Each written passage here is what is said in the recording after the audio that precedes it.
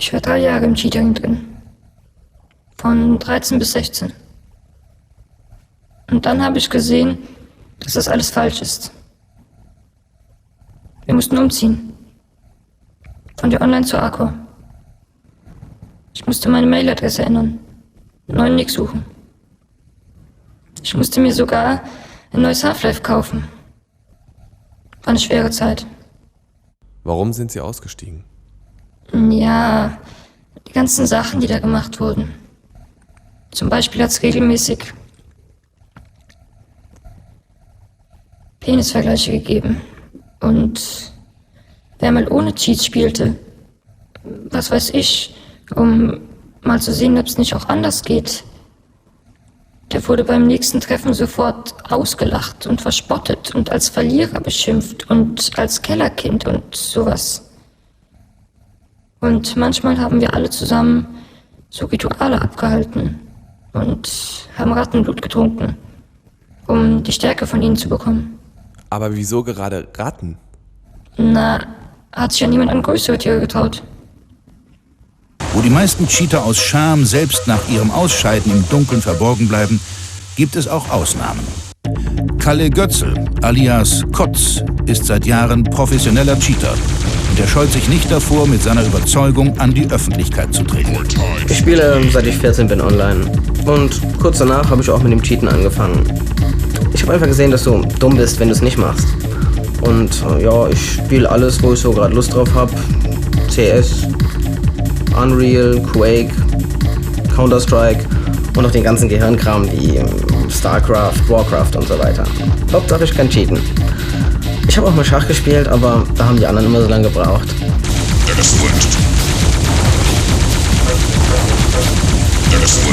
Es gibt einfach nichts Besseres, als nach einem harten Arbeitstag heimzukommen, den Rechner anzumachen und einfach nur zu ruhen.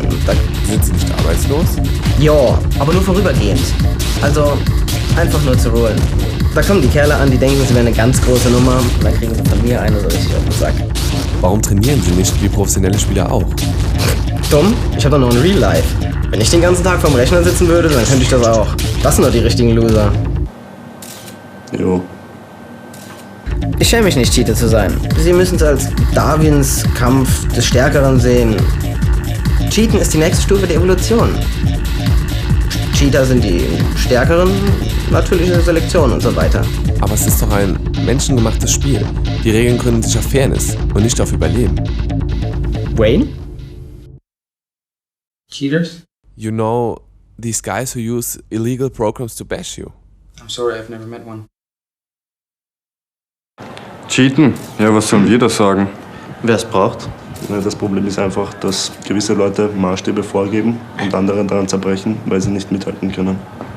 Diese Leute hatten einen Traum, mussten dann aber feststellen, dass sie ihn niemals werden erreichen können. Und das kann hart sein und sie cheaten dann eben, um sich für kurze Zeit der Illusion hinzugeben. Sie hassen, nur solange man keinem begegnet ist. Danach geht's nicht mehr. Das sind gescheiterte Existenzen und in Maßen sich an sie zu richten. Doch nicht jeder kann so über den Dingen stehen. Denn wo vor dem Richter verschont, dort richten sie selbst. Cheaten fordert Opfer. Wir sprachen mit Christian Kummer, einem von zahllosen Menschen, denen Cheaten zum Verhängnis wurde. Ich erinnere mich noch gut. Es war an einem Dienstag, 20 Uhr. Das 2. Wir waren mit unserem ganzen Squad unterwegs.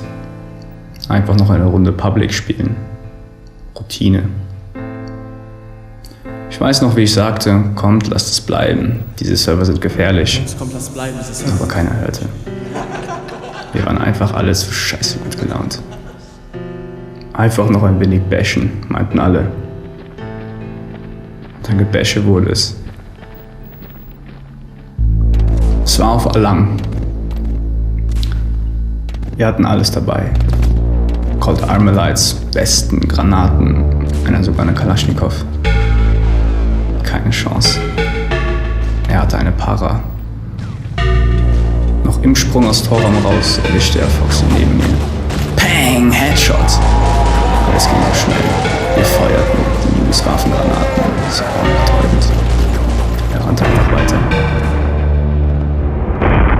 Pang! Erwischte das Team neben mir. Pang!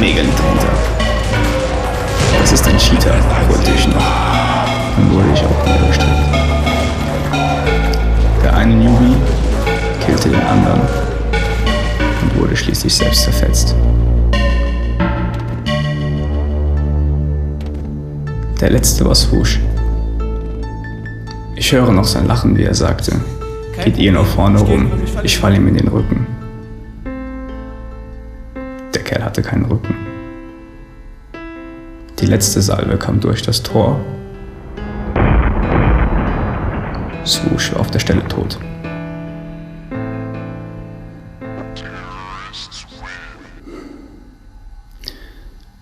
Dieser Bastard hat die ganze Runde alleine geholt. Christian leidet noch heute, knapp 2 Wochen später, unter den Ereignissen jenes Dienstagabends.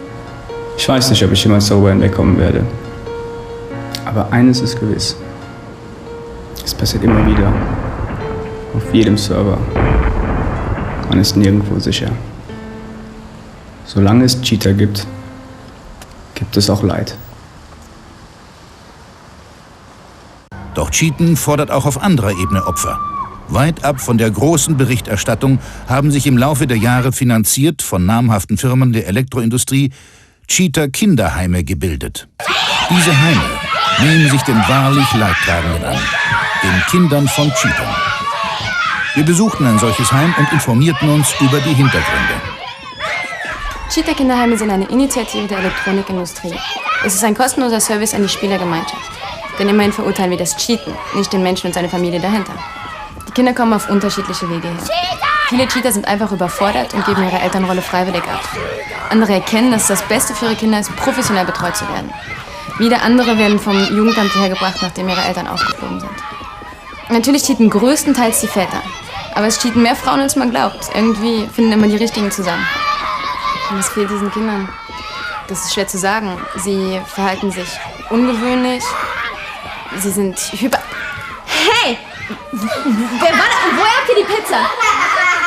Lass das gefälligst bleiben! Kinder, es gibt Dickmänner! Und sie besitzen einen großen Ansporn, die anderen auszustechen.